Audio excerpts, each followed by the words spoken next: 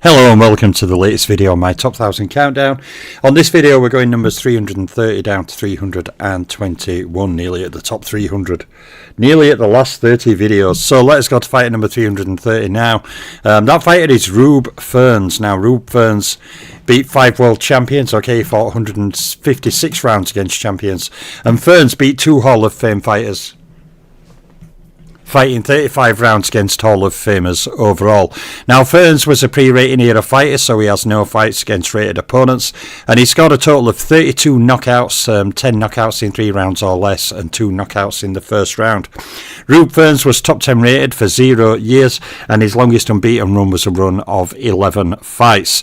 Now Ferns was pound for pound rated for 2 years in my all-time rankings, and he had 14 fights against pound for pounders, scoring 8 wins. He scored 5 wins against pound for pound top 3 fighters and 1 win against pound for pound number 1 fighters. And Rube Ferns' opposition fought rate comes in at 3 from 18, and his opposition beat rate is 2 from 13.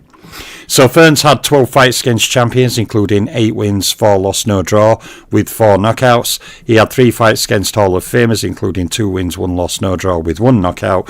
And he had 6 world title fights, including 4 wins, 2 losses, no draws, and 2 title defences. So onwards we go to fighter number 329. It is a tough contender called Izzy Jannazzo.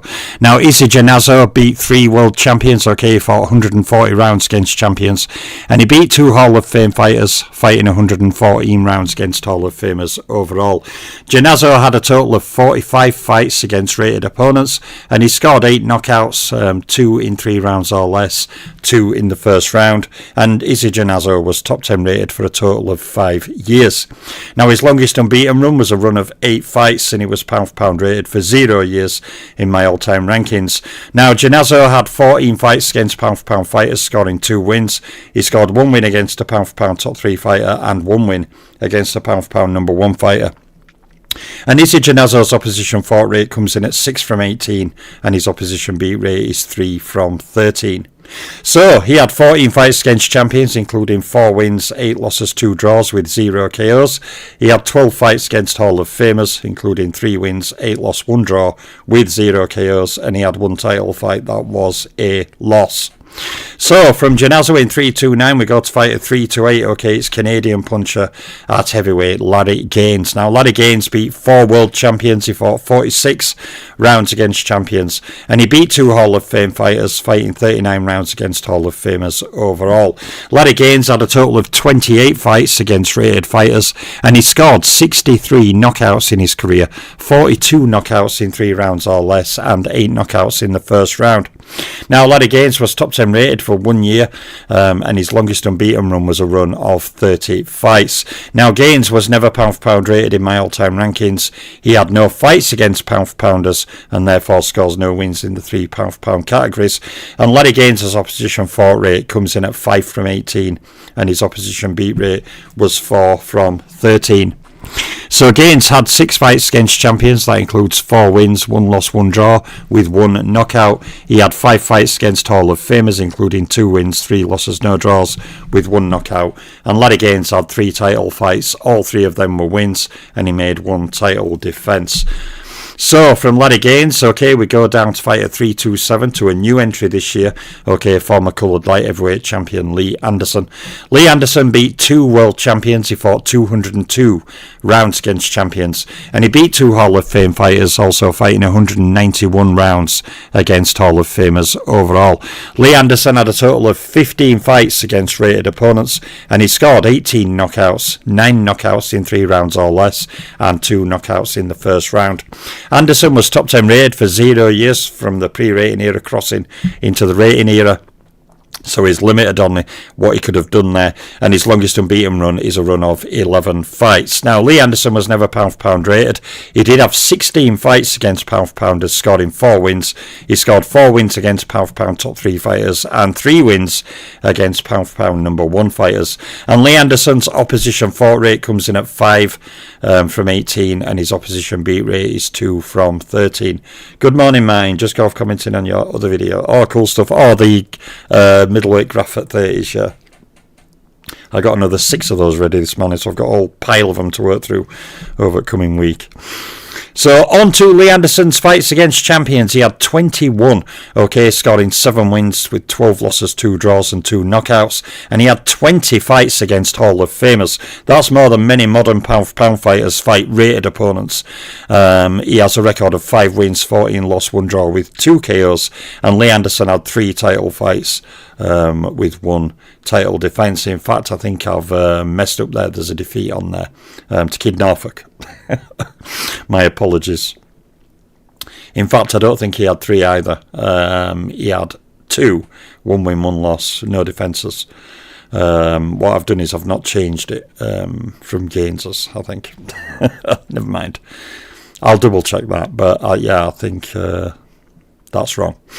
So I've not changed it. So from Lee Anderson there in 327, we go to 326. This is a fighter that I've raved about a long time. Fantastic resume he has. Scored many good wins. Okay, Joe Mandot. Now, Joe Mandot, or Joe Mandos, some people call him, beat 3 world champions. He fought 151 rounds against champions. And he beat 4 individual Hall of Fame fighters, fighting 159 rounds against Hall of Famers overall. Now, Joe Mandot was a pre-rating era fighter, so he has a limited number of 7 fights against rated fighters. That number, of course, would be much higher. And he had 13 knockouts, 7 knockouts in 3 rounds or less, and 5 knockouts in the first round. Now, Joe Mandot was top 10 rated for 0 years, and he had a longest unbeaten run of 21 fights. Now, Mandot was never pound for pound rated in my all-time rankings. He did have 14 fights against pound for pounders, scoring 5 wins. He scored 2 wins against pound for pound top 3 fighters and 0 wins against pound for pound number 1 fighters. And his opposition fought rate comes in at 5 from 18, and his opposition beat rate was 3 from 13. So Mandot, okay, had 13 fights against champions, including 4 wins, 3 losses, 6 draws with 0 knockouts. He had 14 fights against Hall of Famers, including 5 wins, 3 losses, 6 draws with 0 knockouts. And he had 2 title fights with 1 loss and 1 draw and 0 title defences. So there's Joe Mandot in 326 when we go to fight at 325. Okay, it's an excellent Thai fighter called Chachai Chianoi. Now, Chianoi beat 6 world champions. He fought 134 rounds against champions. And Chianoi beat no Hall of Fame fighters, fighting 12 rounds against Hall of Famers overall. Chianoi had 23 fights against rated fighters, and he scored 36 knockouts, 15 knockouts in 3 rounds or less, and 2 knockouts in the first round. Now, Chianoi was top 10 rated as a fighter for a total of 8 years, and he had a longest unbeaten run that ran to 15 fights in total.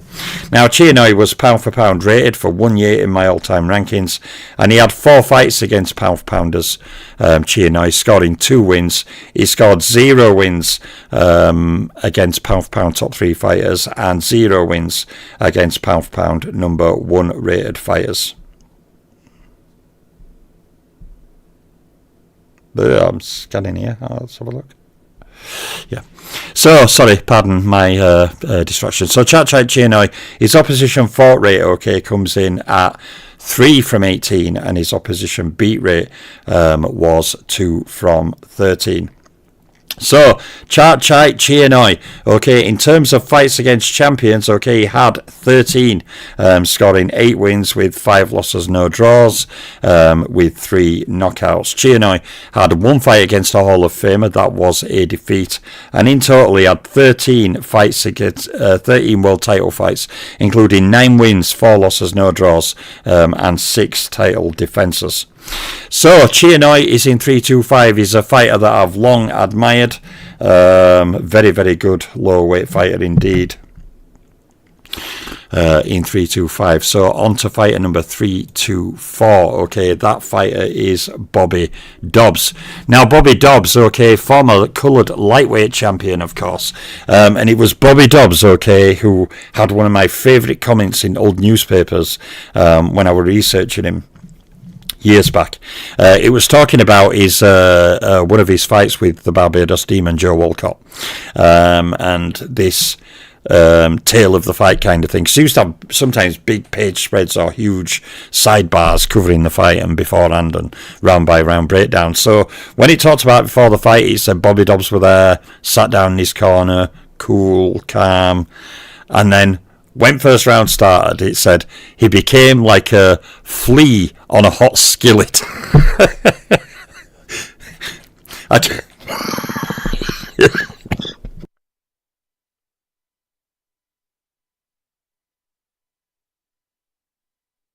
Sorry, made myself cough. Dear me. Yeah, so basically we're hopping and bouncing around trying to keep out of Joe Walcott's way. It's just where right, he said he was so calm, composed, and then when the round started he was bouncing around like a flea trapped on a hot skillet.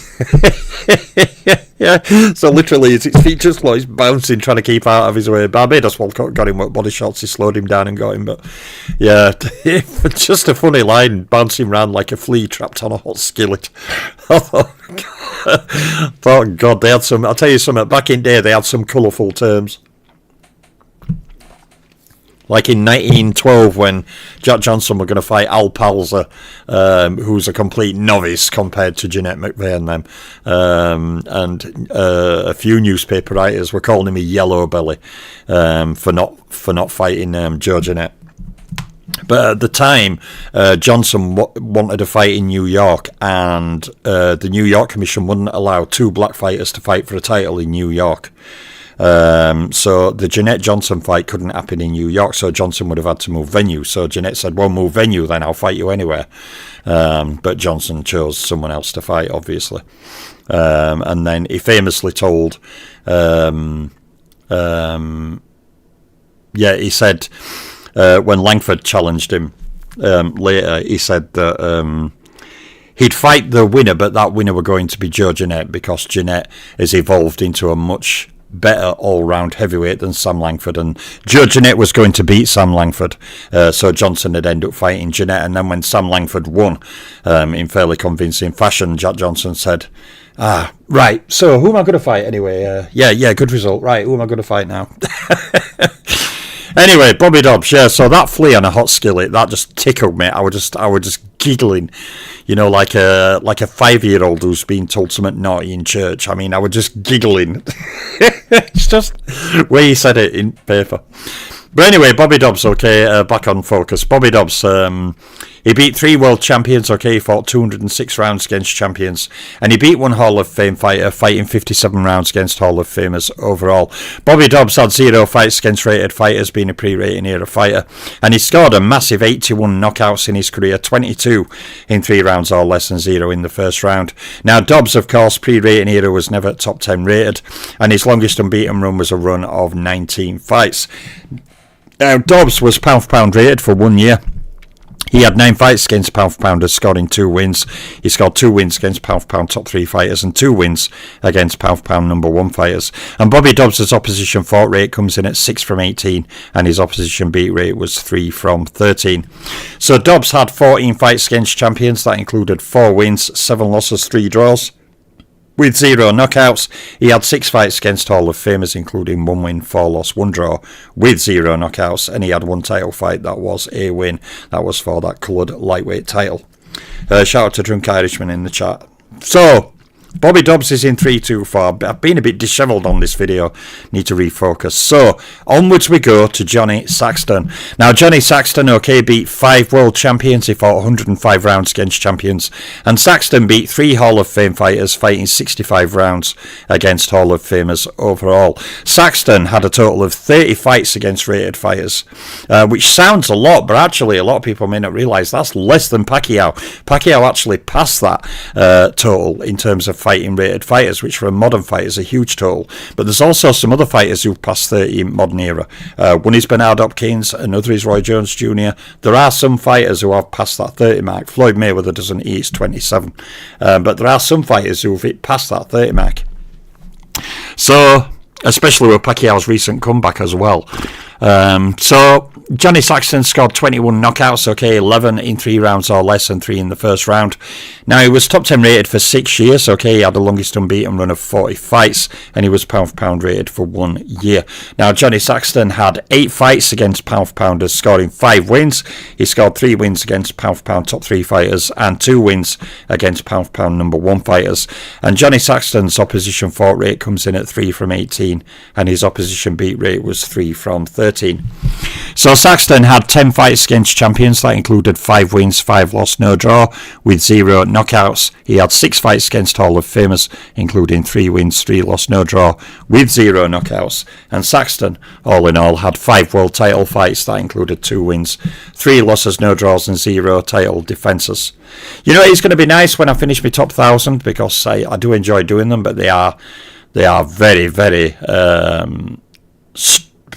they're very, very domineering, because it's 100 videos. I've got to type all those 100 videos up, add on the pictures, add the names, add the stats for 100 videos. So that's 1,000 slides. And as well as that, as I'm doing that, I'm also uploading the videos.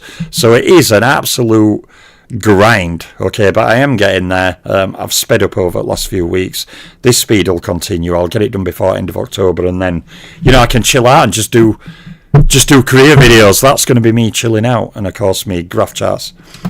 So yeah, it's been grinding. It's a grinding job. I think a lot of people don't realise the amount of work that goes into it, because every slide like this, I've got to change all the stats for each fighter, got to add the picture in, got to put the name, got to change the numbers on the slides for the video.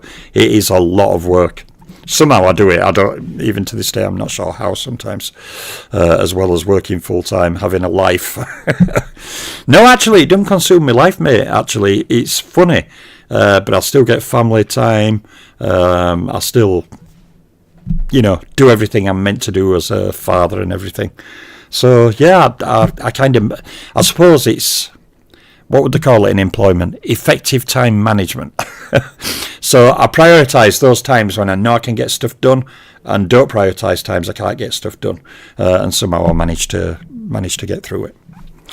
So, but I will be happy. It will be a slow down a pace when I'm on career videos, because they're easy to get ready. I don't upload them 2 a day like I am now at minute with these. So yeah, it's easier. It's easier. So Johnny Saxton, okay, beat 5 world champions. He fought 105 rounds against champion. Oh, I've already been through Johnny Saxton, right? I've really been unfocused today. So now in 322, okay, is the loop puncher Dave Holly, one of the dangerous and capable lightweight and welterweight contenders at early 1900s. Now Dave Holly, okay, he was a fighter. A lot of people don't appreciate fighters' skills, but he was a fighter who could fight coming forwards. He could pressure you, attack you. He could fight going backwards defensively. He was an all-rounder, and he could mix it up. People now say, this stupid term that came around, that I think's downloading data. What the friggin' hell does that mean? You know, downloading data. That boxer in rings probably watched the other guy fight 20 times. Downloading data. Oh, God. Yeah, so Dave Holly, he couldn't download data, could he? But he could go in a ring, he could be fighting a fight one way, like against Langford. He's losing early rounds, so he switches it up, goes defensive, becomes elusive, starts picking him off with counters, moving, boxing defensively, starts outscoring Langford. Then it lasts 3 rounds, he starts coming forward, being aggressive, throwing multi-punch combinations at Langford, mixing it up. So this idea that only fighters now can adapt and change a game plan and all this stuff, it's pure nonsense. The end. It's nonsense. So anyway, Dave Holly, okay, beat 3 world champions. He fought 115 rounds against champions, and he beat 4 individual Hall of Fame fighters. Holly fighting 139 rounds against Hall of Famers overall. Now, of course, from the era of Langford, he's a pre-rating era fighter, so he has no fights against rated opponents.